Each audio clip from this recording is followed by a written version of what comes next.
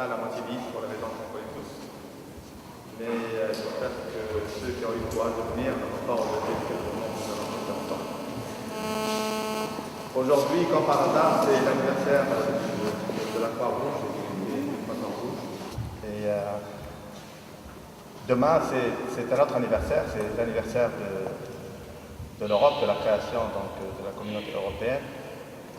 C'est un certain Robert Schuman en fait, qui a fait une déclaration, donc, je crois en 1957.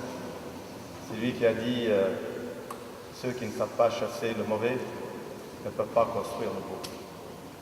Et donc, ça me fait penser à notre chère Tunisie.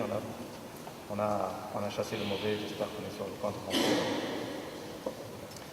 Mais c'est à un autre Robert Schuman que je pense aujourd'hui, un musicien qui porte le même nom, un Allemand. Lui, il a dit la musique sert à s'entretenir avec l'au-delà. Et ceux qui ne connaissent pas Schumann, je vous invite ce soir, après avoir écouté la conférence de presse de notre Premier ministre, d'écouter la 4e symphonie de Schumann et vous allez écouter jaillir la lumière. Je dis bien écouter jaillir la lumière. Je ne mentionne pas Schumann comme prélude à ma musique parce qu'on n'a pas encore atteint le statut avancé avec l'Europe et les Européens.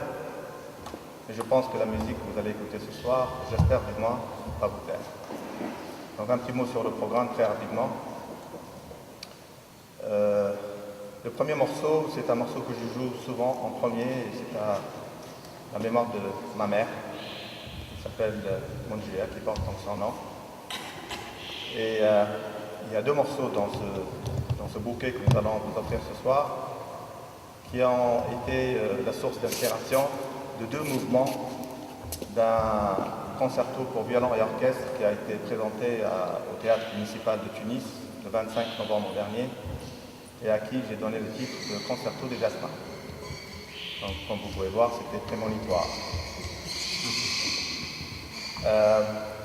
J'aimerais vous dire juste deux petits mots sur quelques œuvres que je suis en train de préparer et qui vont être présentées, j'espère, avec la précieuse assistance de notre ministre de la Culture, c'est Bachauch, pardon, et qui consiste en un concerto pour luth et orchestre qui va être présenté, j'espère, au Festival de Jam. Je crois que c'est la première fois qu'un concerto qui combine musique classique et musique orientale, puisque la oud, donc le luth, est un instrument oriental. Donc c'est une expérience qui représente une nouvelle catégorie. Je travaille aussi sur un concerto pour piano et orchestre qui, avec l'emploi du temps actuel, je ne pense pas que je vais pouvoir le terminer aussitôt, donc il faut attendre un tout petit peu, peut-être vers la mi-2012.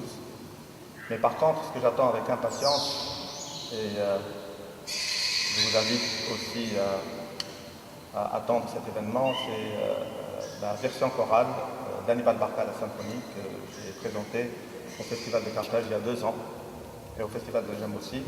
Et la version chorale donc, aura sur scène presque 180 musiciens et choristes. Et c'est pour célébrer la révolution tunisienne. Parce que Hannibal Barca, il a quitté la Tunisie lorsqu'il avait 11 ans, il y a 23 siècles. Il a changé le cours de l'histoire. Et l'étincelle qui est partie de la Tunisie il y a quelques mois est en train de changer aussi le cours de l'histoire. Donc nous allons faire le lien, je crois que c'est tout à fait légitime. C'est un grand poète tunisien qui va faire une parole. Et j'attends avec trépidation donc, de vous présenter cette grande œuvre. On n'a pas encore décidé de la date, mais je discute de ce programme avec notre ministre de la Culture. Donc, sans plus tarder, parce que je sais que beaucoup d'entre vous souhaitent partir tôt, j'aimerais vous dire toutefois que nous avons préparé des écrans de télévision ici pour ceux qui veulent suivre la conférence de presse de notre Premier ministre juste après le récital. On a essayé quand même d'accommoder ça. J'aimerais vous dire deux mots sur notre pianiste aujourd'hui. C'est mon compagnon musical depuis une dizaine d'années. C'est avec lui que j'ai une bonne partie de mes œuvres, et en particulier Mogador, qui est une symphonie concertante pour piano et orchestre, qui a été présentée à Tunis il y a 3 ans. Et c'est avec lui que j'ai toujours travaillé depuis le début. M. Begin Shkodiev, qui est un grand pianiste russe, il habite à Rabat, où il enseigne la musique depuis des années. Il est venu à Tunis déjà 3 fois, même 4 fois. Et c'est toujours avec très grand plaisir que je le retrouve, parce que non seulement c'est un ami, mais en plus c'est un très grand pianiste, comme vous aurez l'occasion de le découvrir.